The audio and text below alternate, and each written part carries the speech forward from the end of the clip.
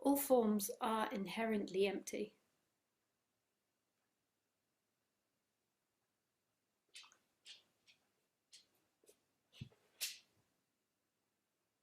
There is nothing inside of anything.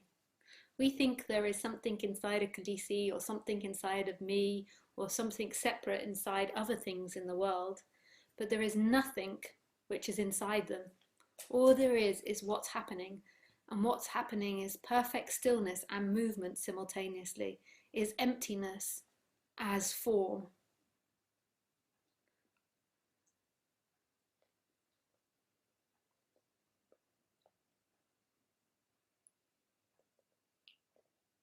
We think that we're something that is moving.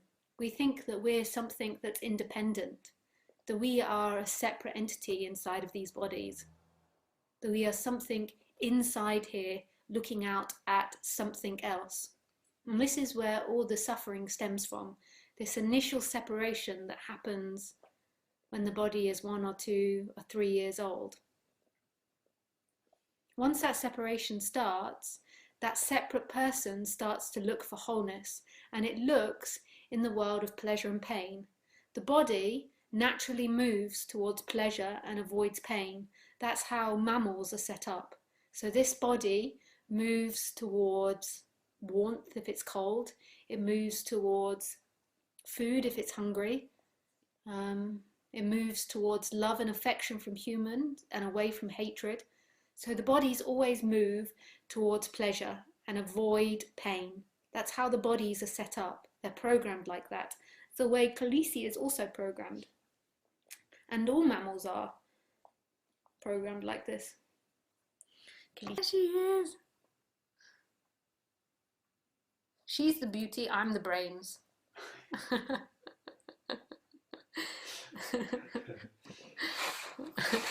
And the separate self, when it begins, so when it starts, when the separation starts, it then takes this moving towards pleasure as completion, and pain is incompletion. So it attempts to hold on to pleasure, to maintain pleasure, and to find wholeness, the end of separation, in pleasure. But pleasure is simple functioning that happens. That's the way the body moves. It moves in that direction, but it is in no way going to get you to wholeness. Pleasure is never going to get someone to wholeness, because the someone is what creates the idea of separation. And pleasure is something that comes and goes. It will never be a completion. But our whole society, oh, she's so adorable, I have to show you her. Our whole society is based on that dynamic of moving towards pleasure and using pleasure as some form of wholeness and completion, and trying to avoid pain. We always believe that completion, and our society sells this as well, will be found in objects that are attained. And our society at the moment currently reflects that in the selling of things and consumption. And the society in that way is thriving because everybody is buying like crazy. People buy and buy and buy, always believing that the next thing that they buy, the next thing that they get, they will suddenly feel as if they've got enough.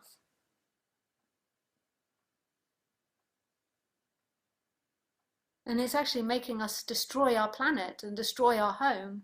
And it's making us increasingly unhappy because we have to work so freaking hard in order to buy all these things.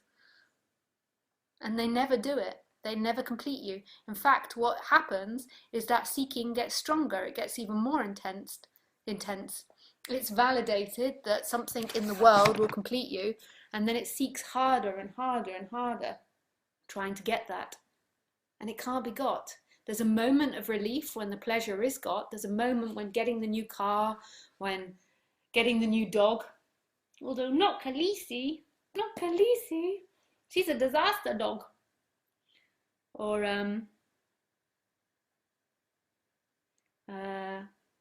getting the new house. There's a moment of high, so the seeking stops momentarily, but it comes back. That seeking energy comes back because it's never been solved, that sense of feeling separate, that you in some way have lost wholeness. And so deep down at the root of it all, there is always a sense that something's been lost. And there is a fear also that the world is going to attack you because you are something separate. And it's like it feeds off the natural tendencies of the body, because the natural tendency of the body is to avoid fear, is to avoid pain. The natural tendency of the body is to move towards pleasure. And the separate self feeds off that. And it fears pain, it fears dying, it fears anything that will destroy the body. And because the body naturally has fear, it's part of the setup, it makes it 10 times worse. And then there's so much anxiety about everything that happens, and choosing and pleasure and what to do. And then as the body gets older and older, it lives more and more in a mental reality, and lives more and more in thinking. And this thinking gets intense. It's always trying to tell a story about what's happening, and it gets obsessed about the stories, and it's always trying to run away from that sense of feeling uncomfortable, of feeling incomplete. So it gets lost in storyline land of trying to be better than your neighbor, trying to stop someone saying something, in petty things, in anxiety, in fear, righteousness, envy, jealousy. And all of these emotions are actually natural things of the body. To have jealousy and envy, they're actually natural part of a human or a mammal body.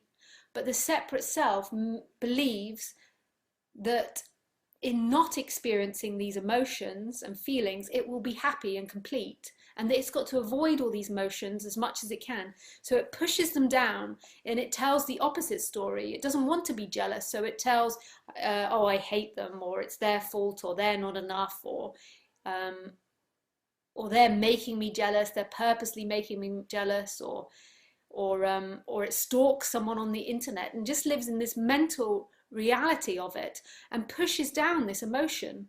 And the more that it pushes it down, the more the emotion wants to come up and explode. In a way, it maintains it. It kind of like it's giving fuel to the fire. It's making it last. Rather than the jealousy just appearing and disappearing naturally, it's like it's held onto. And all these things kind of make it feel like there is something solid inside this body experiencing the world, and that is you. Rather than this body is empty, it feels like there is energetically something in there. But it's this illusion of self that's holding on to all these things and grabbing them. I mustn't feel jealousy. I mustn't feel emotions. I mustn't feel negativity. I should only feel pleasure.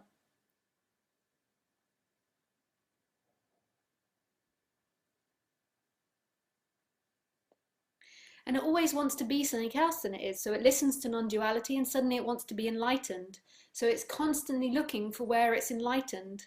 It's constantly looking for the path to enlightenment, and then how it is enlightened or how it isn't enlightened. And it's constantly evaluating everything.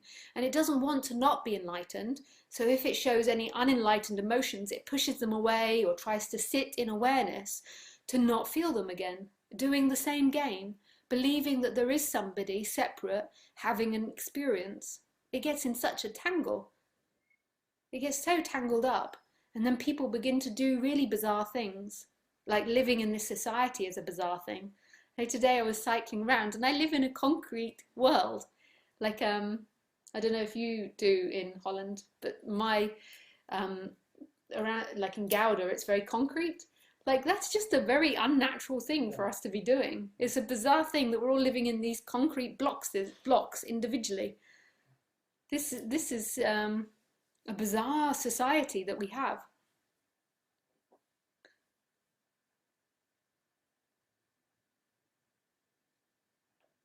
And we maintain nature. Like, I go to this really beautiful park with Khaleesi, but it's so maintained and controlled.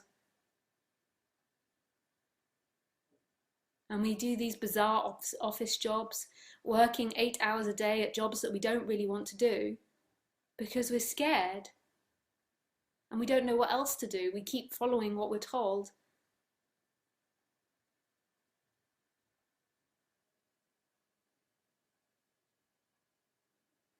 So in these talks, we can talk about non-duality, which is wholeness, completion, which always is, whether the separate person is there or isn't there, and we can point to that. And we can also point or look and explore at the bizarre dynamics that start happening once that separation happens and the person believes it is someone. And how it gets into such complicated little messes.